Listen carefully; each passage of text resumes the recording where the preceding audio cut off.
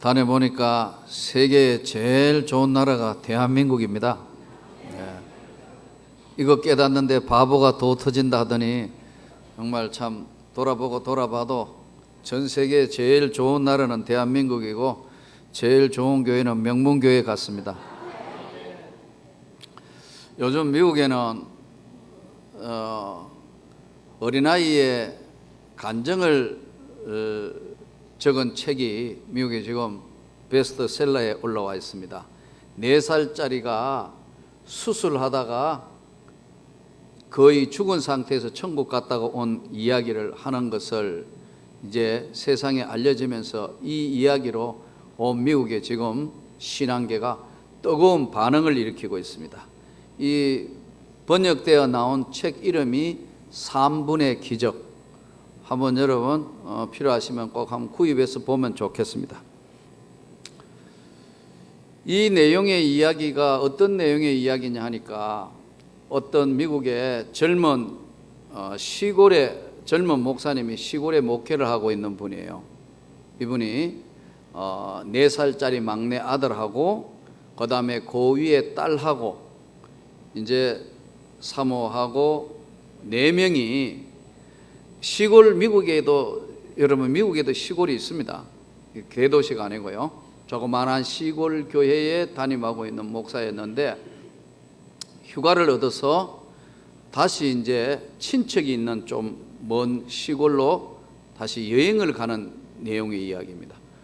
내용을 보면은 이 4사람이 이제 여행을 해서 갔는데 어느 도시를 통과하는데 아이가 4살짜리 아이가 남자애입니다. 위에는 여자애고요. 근데 계속 배가 아프다 하니까 먹은 걸 자꾸 토하고 하니까 이 뭔가 잘못돼서 이제 우리로 이야기하면 얹혀서 그런 거 아니냐 이렇게 생각해서 병원에 데려간 겁니다. 병원에 데려갔는데 미국 병원에서 오진을 한 거예요. 그러니까 참 병은 가장 중요한 것이 진단이 정확하게 병명이 무엇인가를 알아내는 거, 이게 첫 번째 하나님의 은혜 같아요. 근데 이제 첫째 병원에서 오진을 한 거예요. 아무 문제가 없다. 좀 얹혔는 모양인데 우리로 이야기하면 그냥 뭐 괜찮을 것 같습니다 한 거예요. 그래서 이제 그 시골에 가서 거기에 머물면서 다 있으면서 했는데 아기가 계속 토하고 아프다 하니까 병원에서는 다 조사를 했는데 아무 이상이 없는데 자꾸 그러니까 괜찮아지겠지 했는데 3일 4일 지내도록 계속 아프다 하니까 이상하다. 그래서 다시 좀 큰 병원으로 가보자 해서 갔더니 맹장이 터져가지고 복막이 된 거예요. 복막염이 된 거예요. 그게 창자 속에 안에 이게 전부 다 맹장이 터져서 이 균들이 다 침범을 해버렸어요. 그래서 병원에 가서 다음 이제 좀 큰 병원에 가 검사를 해보니까 이 지경이 되도록 어떻게 이렇게 됐냐 하니까 앞에 병원에서 아무 이상이 없다 했는데요. 그렇게 된 거예요. 그래서 이제 수술을 할 수밖에 없어요. 갑자기 수술을 해야 된다 해서 전 의료진이 긴장하고 했는데 내용을 보니까 97%는 이거 사망한다. 한 3% 정도 희망이 있을지 모르겠다 해서 4살짜리 아이를 전신마취해서 이제 수술을 하니까 젊은 목사님이 시골에 목회하고 있는 목사님이 너무 충격을 받았고 이제 사모도 그래서 방법이 없으니까 이 목사님이 이제 조그만한 골방에 들어가지고 2시간 동안을 기도하는 겁니다. 하나님께서 선택하셔서 하나님의 특별한 섭리로 이렇게 제가 목회를 하고 있는데 이 아이를 아무 죄 없는 아이를 데려간다는 게 이게 말이 되겠습니까? 하면서 막 2시간 동안을 울면서 하나님 앞에 기도를 하고 이제 있는데 살아날 기적은 한 3%밖에 안 되니까요. 그래서 어떻게 수술을 했는데 이게 이제 시간이 걸리면서 이렇게 하면서 이 아이가 깨나게 되고 살아난 거예요. 살아나서 이제 그 다음에 집으로 데려갔는데, 살아나고 난 뒤에 이 아이가 그 수술대 있을 동안은 사실은 이 아이는 죽은 거예요. 그래서 이 아이가 그 기간 동안 병원에 있었던 그 수술하는 기간 동안 아이가 다시 숨이 돌아오는 상태로는 이 아이는 사실은 천국을 갔다 온 이야기를 이제 하는 거예요. 아빠, 내가 병원에 누워 있는데 나를 수술한 사람이 누구고, 그때 아빠는 하나님 앞에 가가지고 막 원망하며 막 기도했잖아. 깜깜한 데 가서 이야기도 안 해주는데 아이가 그러니까 깜짝 놀라. 누가 그러더니, 그러니까 내가 그때 예수님 품에 안겨 있었는데 아빠가 막 소리치며 기도하니까 예수님이 너무 가슴 아파하더라. 그리고 아빠, 나 할아버지 보았다. 할아버지 이렇게 생긴 할아버지였고, 그러니까 이거 할아버지 한 번도 본 일이 없는 아이가 이야기하니까 이게 충격을 받은 겁니다, 이 부부가. 그래서 예배 시간에 우리 4살짜리 이 아이가 이렇게 해가지고 사실은 이런 사건으로 인해서 복막염에 대해서 완전히 전신마취로 긴 시간 동안 수술했는데 호흡이 돌아와가지고는 할아버지 이야기와 저 천국의 너무나 아름다운 세계의 이야기들을 하는 내용을 이야기했더니 온 교인들이 충격을 받은 거예요. 그래서 그 이야기가 또 자기 동기들 목사님들, 우리로 얘기하면 노예가가 이야기하니까 노예에서 또 들은 모든 사람들이 충격을 받았어요. 사실은 천국에 대한 내용의 이야기가 성경에 다 기록되어 있지만 우리는 대부분 그것을 깊이 있게 받아들이거나 또 그것을 깊이 있게 새기지 않습니다. 그런데 4살짜리가 한 번도 본 일이 없는 할아버지를 정확하게 묘사하고 아버지와 할아버지가 둘이만 알고 있는 추억의 이야기들을 할아버지가 그렇게 이야기해서 이러니 이 아버지가 이 목사인데 목사가 충격을 받는 거예요. 여러분, 우리가 어떤 사건에 대해서 실제적인 이야기를 하지만은 내 주변에 일어난 이야기와 내가 직접 겪은 이야기 때는 이야기 상황이 달라지는 거예요. 그래서 사실 이 성경에 일어난 사건들은 사실은 목격자 진술이에요. 예수님의 부활을 직접 목격한 목격자 진술이고 2000년이 지난 지금은 우리에게 이게 믿어지냐 하면 솔직히 안 믿어져요. 그런데 이것이 하나님의 성령을 받을 때 이게 믿어지는 거예요. 믿어져요?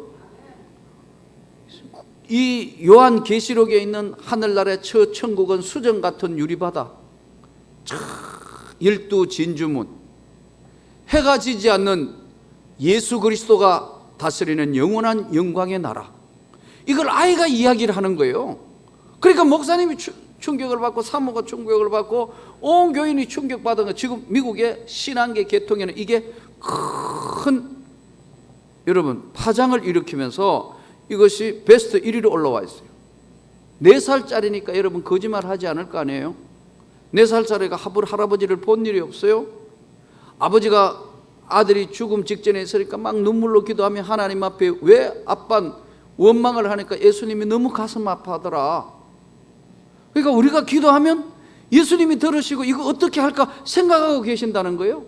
이게 성경에 다 기록되어 있지만 이걸 우리가 막상 들으면 그렇겠지 하지만 아들이 이야기하는 거, 4살짜리 아들이 이야기하는 것도 꼭 충격을 받는 거예요. 우리가 사실은 한 번쯤은 자신의 죽음에 대해서 굉장히 진지하게 한 번은 다 생각을 해요. 내가 죽으면 어떻게 할 것이냐, 자, 매장할 것이냐 화장할 것이냐. 우리나라는 땅이 부족하다 보니까 지금 국가도 계속해서 화장을 굉장히 지금 장려하고 있고 또 현실적으로 땅이 비싼 이 나라에 계속해서 매장할 장소가 없고, 그런데 매장할 거냐 난 화장할 거냐 생각해 보셨나요? 좀 주일날 오늘 7월 마지막 주일 좀 심각한 것 같은데 여러분, 그런 이야기 하니까 표정이 다 굳어져 버렸어요. 그러나 한 번은 선택해야 돼요. 예. 나는 이 세상의 삶을 다 끝나면 난 매장하겠다 하고 생각하시는 분 한번 손 들어보세요. 난 화장하겠다 손 들어보세요. 3분의 1도 안 되는데 나머지는 어디로 갑니까? 매장을 하든지 화장을 하든지 둘 중에 하나는 해야 되잖아요. 근데 사실 성경적으로 우리가 보면 매장이냐 화장이냐 별 의미가 없어요. 왜냐하면 우리 육신은 어차피 너는 흙이니 흙으로 돌아가는 거예요. 썩는 거예요. 흙으로 돌아가는 것이지만 우리 영혼은 영원한 천국으로 하나님의 영광의 나라에 즉시 들어간다는 사실이에요. 이 4살짜리가 한 얘기, 성경에 있는 이야기 다 말씀, 요한계시록에 새하늘 예루살렘 새 땅, 영원한 영광의 나라, 그 이야기가 요한계시록에 다 기록되어 있고 예수님이 늘 때마다 말씀하셨어요. 그런데 일반적으로 잘 안 믿는 거예요. 또 거기에 대한 확신이 없는데 4살짜리가 한 이야기로 큰 파장과 충격을 받은 거예요. 우리는 원하든 원하지 않든 매장을 하든 화장을 하든, 또 어떤 사람들은 납골한다, 또 어떤 사람은 수목한다. 제가 아이들 보고 그랬어요. 아빠는 마지막 장례 예배 할 때 이렇게 보니까 참 뭐 연세 많은 거 찍어놨는데, 내가 저 3층에 세계 지도, 세계 선교에 이렇게 앞으로 세계 선교를 하자 하고 사진 크게 걸어놓은 거 본 거 계시죠? 몸본부는 내려가면서 지도 보면 옆에 사진 한 장, 우리 세계 선교 더 열심히 하다가 하나님 앞에 가자고 손을 내밀어 사진을 찍은데, 내가 이걸 영정사진 해다오 그랬더니 너무 젊어 그래요. 영정사진 젊은 거하고 관계없잖아요. 제가 보니까 꼭 수염애가 할아버지 해가지고 이렇게 돌아가신 것보다 젊을 때 찍어가 확 웃는 사진 하면 좋겠습니다. 여러분 별 생각을 안 해보신 것 같은데 이 영정사진도 젊으면 훨씬 더 매력이 있어요. 왜? 어차피 우리는 천국에 가는 거니까. 믿습니까? 이 지금 아브라함은 자기 지나온 생애 속에서 사랑하는 아내 사레가 세상을 떠났어요. 127세에. 사실은 갈대아 우르를 떠날 때 75세였기 때문에 아브라함의 나이가 10살 차이잖아요. 근데 127세에 사라가 죽자 아브라함은 지나온 자신의 삶을 돌아보는 계기가 되는 거예요. 사실은 죽음이라는 것은 항상 우리하고 같이 있는 겁니다. 몰라 그렇죠? 그래서 예로부터 죽음은 그림자라 그랬어요. 이 그림자는 항상 내가 있기 때문에 있는 것이 그림자예요. 우리가 이 땅에 사는 삶은 한 번은 누구나 다 죽음을 맞이할 수밖에 없어요. 그림자 없는 인생은 없는 거니까요. 그래서 성경은 이렇게 말씀합니다. 한 번 죽는 것은 사람에게 정해진 것이요 그 후에는 심판이 있으리라. 그런데 사레가 이제 죽자 아브라함은 자신의 생애 삶을 돌아보는 겁니다. 75세 갈대아 우르를 떠나면서 사랑하는 아내와 긴 인생 여정 살아왔던 삶을 돌아보는 거예요. 돌아보면서 자기 자신의 삶의 지나온 삶과 앞으로 남은 삶의 여정을 아브라함은 이제 생각을 하면서 아내 사라에게 영원한 아버지의 영광의 나라로 가는 그 매장지에 대한 것을 헷 족속들, 이 헷 족속이라는 성경에 나오는 헷 족속이 누구냐 하면 가나안 원주민들입니다. 그 원주민들에게 자기는 나그네와 같이 저 멀리 하란 땅에서 왔으니까 땅 매장지를 나에게 주시오. 매장지를 달라고 하는 것이 오늘 성경에 나오는 본문 내용입니다. 아브라함이 몸을 굽혀서 절하고 몸을 굽혀 백성 앞에서 청컨대 내가 밭값을 드리니까 논밭 땅값을 줄 테니까 매장지를 주시오. 그러니까 헷족속들이 뭐라고 하냐면은 당신은 우리 가운데 있는 하나님의 방백이니까 꼭 뭐 우리 사이에 사고 팔고 할 게 있겠습니까? 그냥 매장지로 사용하면 되겠습니다. 아니요. 이 땅값은 한 은 400세겔쯤 되는데 그냥 서십시오 하니까 아브라함이 아닙니다. 반드시 내가 값을 지불하고 사겠습니다 해서 마므레 막벨라에 있는 에브론의 밭과 거기 속한 굴과 그 밭과 그 주위에 둘린 모든 나무를 헷 족속이 보는 데서 아브라함의 소유로 확정된지라. 매장할 소유주로 확정되었다. 여기서 오늘 왜 공짜로 땅 쓰라 하는데 아브라함이 굳이 그냥 주려는 땅을 은 400세겔이나 주고 땅을 사느냐 하는 문제예요. 오늘 첫 번째 우리가 이 메시지의 말씀의 중요한 것을 우리가 깊이 들여다볼 수 있는 것은 왜 아브라함은 그냥 땅 그냥 공짜로 쓰라 하는데 땅값을 주고 사느냐 하는 문제예요. 이 세상에 하나님의 나라에는 구원은 하나님의 은혜로 받았습니다. 그렇죠? 저와 여러분이 값없이 어렵다 하심을 입었습니다. 너희가 그 은혜로 인하여 믿음으로 말미암아 구원을 받았나니 이것이 너희에게서 난 것이 아니요 하나님의 선물이라. 그러므로 누구든지 자랑치 못하게 하려 합니다. 구원은 하나님의 은혜로 받은 삶입니다. 그러나 바꾸어 이야기하면 하나님 쪽에서 주시는 은혜는요, 예수를 십자가에 못 박아서 그의 십자가의 보혈의 은혜로 하나님이 인간의 몸을 입고 오셔서 대신 십자가에 못 박혀서 죽으신 그 죄값으로 인해서 우리가 구원을 받은 거예요. 우리 입장에는 공짜로 구원을 받았지만 하나님은 자신을 아들로 몸을 입고 오셔서 그 십자가에 달려서 피를 흘려 그 죄값으로 피값으로 저와 여러분이 구원을 받았다는 거예요. 우리 입장에서는 믿으면 하나님의 은혜로 구원을 받지만 하나님은 죄값을 지불을 하신 거예요. 이 땅의 삶은 여러분 공짜가 없습니다. 노력해야 사는 삶입니다. 그러니까 아브라함은 정확하게 하나님의 나라를 이해하고 있는 거예요. 하나님의 소유가 무엇인가를 정확하게 알고 있는 거예요. 믿음은 여러분 값없이 어렵다 하심을 입었지만 믿음을 지키기 위해서는 값을 지불해야 돼요. 믿음을 끝까지 소유하기 위해서, 믿음을 지키기 위해서 값을 지불해야 돼요. 세상과 다르게 살아야 돼요. 세상 속에 살지만 세상과 같지 않아요. 내 나라는 여기에 속한 것이 아니니라. 예수님 말씀이에요. 그래서 굳이 그냥 주려는데 아브라함은 400세겔을 달아서 주고 사랑하는 아내 매장지로 서서 달아 내리는 거예요. 우리는 오늘 이 땅의 삶에, 우리가 세상의 삶에 세상 사람하고 섞여 살지만 하나님은 미리 다 아시고 구분하세요.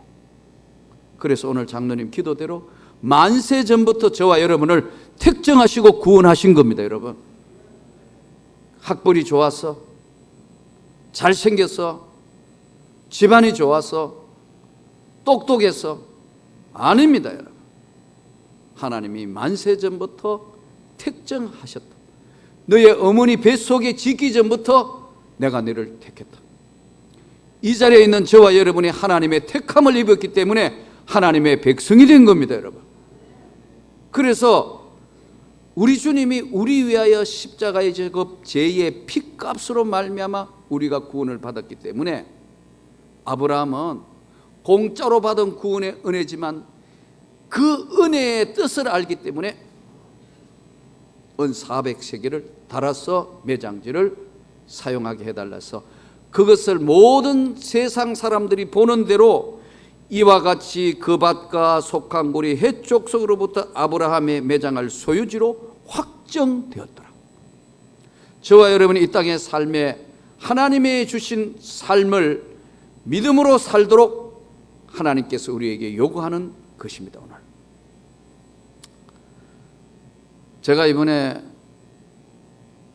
지난 21일부터 어제까지 북유럽 덴마크, 노르웨이, 스웨덴, 핀란드, 이 네 나라를 이제 북유럽을 여행을 했는데 우리 일행들이 27명이었어요. 27명인데 다 각자가 다 독특해요. 첫 번째 여자분들이 8명이 27명 중에 8명들은 대전에서 온 어떤 이제 초등학교 교사들의 모임인데 아마 이제 보니까 은퇴하신 나이가 들어서 은퇴하신 분도 있고 아직 현직에 남아있는 분도 있고 8명이 아마 학교 교사하면서 마음에 맞는 사람들끼리 여행을 하시는 그런 이제 선생님 출신의 초등학교 선생님 출신들의 모임이 8명이 왔고요. 또 하나는 이리, 전북 이리, 옛날 이리, 익산 지역에 그게 남성고등학교라고 있다면서요? 예. 혹시 아시는 분 있나요? 그쪽 지역 출신 계시나요? 거기가 아주 명문 학교라면서요? 예. 그분들이 명문이라 하니까 명문인 줄 알고. 근데 이분들이 이제 부부가 남자 넷 여자분 부부가 왔어요. 그 어떻게 오시게 됐냐 하니까 고등학교 졸업할 때 자기들끼리 이야기를 했대요. 안 죽고 60까지 살면 환갑 때 부부 세계 여행하기로. 그 가만히 들어보니까 그거 참 괜찮을 것 같다 그런 생각이 들더라고. 하여튼 고등학교 때 굉장히 올대교 대행 같아요. 그때 세계 여행하자고 이야기를 해가지고 환갑이 되자 부부가 와서 휴가를 내고 해서 이제 온 팀, 그래 8명이죠. 그 다음에 이제 부부가 이제 한 부부는 결혼한 지 10년 됐는데 애가 없어요.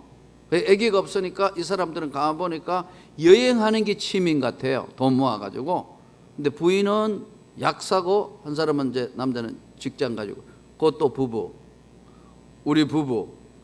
그 다음에는 굉장히 좀 알쏭달쏭한 부부가 하나 왔어요. 그래서 이제 전부 다 말은 안 하지만 여행하면서 그렇잖아요. 서로 잘 아는 단체끼리 모르니까 버스 안에서 저 사람은 사이가 어떨까? 저 사람은 어떨까? 그렇잖아요. 말을 안 하니까. 아, 여러분 여행 안 해보니 잘 모르는 사람하고 여행한다고 지금 상상을 해보세요. 근데 한 분은 자기 말로 부동산 하는 분이라 하고 아마 그 건물 이제 임대업 하시는 남자분인데 여자분하고 나이 차이가 한 10년 정도 좀은 될 것 같아요. 그러니까 전부 다가 궁금해가 현지처다 그러기도 하고 사이가 어떻게 되느냐. 근데 이분은 자기를 소개하면서 진짜 아내 맞습니다. 정말 우리 아내 맞습니다. 그것만 계속 강조해요. 누가 뭐라 하도 안 하는데 계속. 그 다음에 이제 우리 부부. 근데 처음에는 여행 가이드가 굉장히 노련해요. 이분이 이제 여자분인데 이제 처년대 나이 꽤 많아요. 첫날 둘째 날 가만하다가 앉아 며칠쯤 지내가지고 이제 각자 소개하는 시간을 가져. 처음부터 하면 이상해지니까 같이 이렇게 하는데 이제 저희 부부는 이제 여행하면서 이제 아침마다 이제 둘이 예배를 드리는 겁니다. 오늘은 뭘 집에서 늘 가정 예배 드리듯이 이제 아침에 성경 읽고 기도하면서. 그런데 이분들이 이제 자기 소개를 하는데 가만 보니까 우리 집 사람하고 이제 저 사람은 장로님 같다? 저 사람은 권사님 같다? 저 사람은 집사님 같다? 둘이 아닐 건데 맞을 건데 그런데요. 나중에 이야기하는데 딱 맞은 거 있죠. 얼굴이 다 써놨어. 장로, 권사, 집사.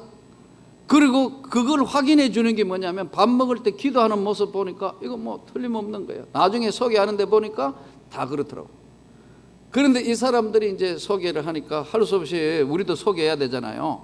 그래서 이제 내가 교회 목사고 이렇게 이번에 사실 교회로부터 안식월을 받아가지고 이렇게 오게 됐다. 사실 24년 만에 처음 이제 뭐 집회하는 게 아니고 처음 이제 여행하는 건 처음인 것 같다. 그래서 이제 나는 교회 담임 목사고 명문교회라는 교회를 담임하는 목사고 우리 이 사람은 우리 집 사람이다. 다 알대요. 이마에 말 안 해도 목사라고 다 써놨다. 여러분, 세상과 이렇게 섞여 있어도요, 우리 집 사람이 그러더라고. 얼굴이 다르다 이게. 맞아요. 자세히 봐도 우리끼리 이렇게 전부 다 하나님의 은혜의 구원을 받은 사람끼리 이러면 구분이 안 되는데, 세상 사람하고 딱 섞어가 딱 보면요, 아, 요거 주님이 요거 다 침 발라가지고 다 이미 다 이마에 성경 말씀대로 이마에 인을 다 쳐놓았다는 거예요. 그 이야기해 보니까 다 맞아요. 그런데 이제 아침마다 예배 드리고 이제 나올라 하는데, 덴마크에서 나올라 하는데, 여러분 뉴스 들어본 대로 노르웨이에서 폭발 사고가 일어났다. 노르웨이는 한마디로 가니까 초상집이에요. 야단나서 지금. 그렇지 않겠어요? 정부 청사가 폭발된 현장에 TV에 보는 것보다 훨씬 심각해요. 가서 봤으니까요. 근데 우리 앞에 현지 가이드는 3분 전에 그걸로 통과했다 하더라고. 그러니까 삶과 죽음이란 건 한순간에 이렇게 지나가는 거예요. 만일에 우리가 스케줄대로면 그 시간에 스케줄대로면 만일에 하루를 앞으로 당겨가 만일 갔다, 그러면 그 시간에 뭐 하냐면 그 시간에 그걸로 통과하는 거예요. 그거 보고 있는데 꽝 터졌을 거예요. 그럴 수도 있는 거예요. 근데 하나님께서는 그 모든 것들을 다 조정해 하시는 거예요. 그 이제 내가 교회에 이제 담임 목사고 이렇게 이야기를 하고 하니까요, 그쪽에 있는 믿는 사람들이 뭐냐면, 아이고 이제 아무 걱정 없다, 목사님 가니까 아무 사고 없을 거다. 여러분, 하나님의 은혜의 삶이라는 것은 동행하는 겁니다. 그래서 아브라함이 지금 돌아보면서 하나님께서 지나온 자기의 삶의 쭉 지나온 여정을 보고 또 남은 여정, 이제 사라를 묻어놓고 난 뒤에 아브라함의 생각은 그런 겁니다. 어차피 이 삶은 하나님 앞에 가는 삶인데, 지금까지 살아온 것도 하나님의 은혜고 앞으로 살아가는 것도 하나님의 은혜로 되어질 것이다. 그럼 오늘 우리가 믿음이 없을 때는 하나님 앞에 맡기지를 못합니다. 삶을. 왜냐하면 항상 불안해요. 저 북유럽의 나라는 특징이 뭐냐니까요, 참 경치는 노르웨이 가보니까 세상에 아름답다 할 때 스위스보다 훨씬 나아요. 정말로 자연 그대로예요. 그런데 하나님은 공평하세요. 그 산지에는 아무것도 먹을 게 없다요. 왜냐하면 지금 여름인데 해가 안 져요. 밤 10시 되어 해 안 져요. 11시쯤 돼야 어두워가 12시 돼가 해 지고 3시 되면 해 떠요. 여름에는 해가 안 져요. 반대로 겨울 되면 어떻게 되느냐, 해가 없어. 3시간밖에 해를 못 보는데 그것도 계속 눈이 오기 때문에요, 겨울 한철은 햇빛을 못 보는 거예요, 이 사람들이. 그러니까 우울증 환자가 제일 많은 나라가 북유럽이에요. 우울증 환자, 정신적인 질환자가 많아요. 햇빛을 못 보니까. 예수님 뭐라고 이야기하셨죠? 내가 세상을 비추는 빛이라.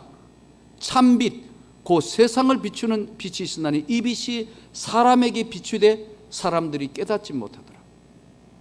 예수가 이 땅의 세상을 비추는 빛입니다, 여러분. 오늘 이 말씀이 이 세상, 어두운 세상을 밝히는 빛입니다.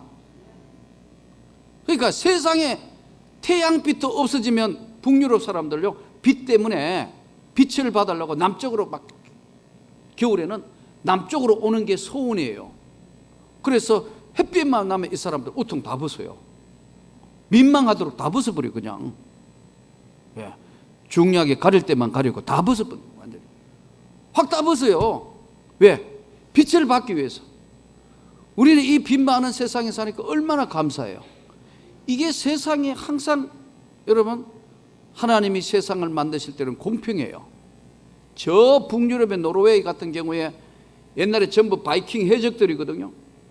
제가 볼 때는 제대로 날 거 있는 게 아무것도 없는데 저 북해 유전 석유가 나는 거예요. 그래서 지금 노르웨이가 세계 아주 부자 나라로 여러분 성장을 하게 되고, 또 없는, 그런 거 없는 나라에는 머리를 써서 어떻게 하든 스웨덴 같은 이런 데는 또 석유가 한 방울도 안 나는 거예요. 어떻게 하든 교육에 투자하는 거예요. 교육에. 예. 교육에 투자해서 이 아이들이 어쨌든 머리가 좋아가지고 먹어 살아야 합니다. 제가 보니까 우리 대한민국은 희망은 예수밖에 없습니다. 정말 제대로 예수 믿고 하나님의 축복된 삶을 살 때만이 우리 민족에게 하나님의 축복이 있고 은혜가 있습니다. 오늘 아브라함은 지나온 자기의 삶을 쭉 돌아보고, 여기까지 인도하신 하나님, 공짜는 없다. 아내를 매장할 매장지를 주고 그 매장지를 받음으로 아브라함이 그 막벨라 굴을 통해서 하나님의 살아계시는 놀라운 은혜가 무엇인가를 돌아보는 것입니다. 한 주간 세상에 여러 가지 많은 일들이 있고 또 앞으로 우리가 살아갈 인생 여정에 수많은 일들 있겠지만 저와 여러분을 하나님이 끝까지 지키신다는 것을 기억하셔서 우리 삶을 주관하시는 이는 내가 아니고 우리 주님이라는 사실을 기억하면서 그 주님이 주시는 귀한 삶에 감사하며 누리며 살 수 있기를 축원합니다. 오늘 많은 사람들이 사실 세상에 금세 어떻게 해가 돈 버리고 금세 뭘 해가지고 해가 축복받으려 하는데, 세상 사람들이 받는 축복은 미끄럼틀 축복입니다. 미끄럼틀 축복이 뭔 줄 아세요? 잘 했는데 한 번은 미끄러지는 거예요. 우리는 이 세상의 삶에 어려움도 있고 힘듦도 있고 고통도 있습니다. 왜냐하면 하나님이 택한 백성은 반드시 간섭을 해요. 우리가 잘못할 때는 하나님이 그냥 계시지 않고 반드시 적시적시 우리에게 깨우치는 거예요. 너 그러면 안 돼. 그러니까 여러분, 아까 조금 전에 말씀드린 것처럼 세상 사람들하고 섞여 살아보니까요, 전혀 하나님의 백성이라는 것이 전혀 눈에 띄도록 구별이 된다니까요. 우리 눈으로 구별되는데 하나님이 왜 모르시겠습니까? 하나님은 우리를 눈여겨보고 계시는 겁니다. 4살짜리 아이가 아빠, 내가 죽는다 하니까 병원에서 그러니까 아빠가 어두운 데 가가지고 막 기도했잖아. 하나님 그러시면 안 된다고. 어떻게 아이를 데려가냐고. 그러니까 예수님이 참 고민스러운 눈빛으로 아빠를 보더라. 우리가 기도할 때 하나님께서 근심 어린 눈빛으로 이거 어떻게 할까 생각하고 계신다는 거예요. 그래서 이 땅의 삶은 주님과 동행하는 삶입니다. 살아온 기적, 앞으로 살아갈 기적, 주님과 동행하는 삶임을 잊지 마시고, 주님, 내가 이런 것들이 필요하고 나는 이런 것들이 부족합니다. 내 자녀들을 주님이 미끄럼틀 위에 세우지 말고 축복의 산 위에 세우시옵소서. 믿음의 산 위에 세우시옵소서. 저들을 하나님의 은혜의 산 위에 세우소서.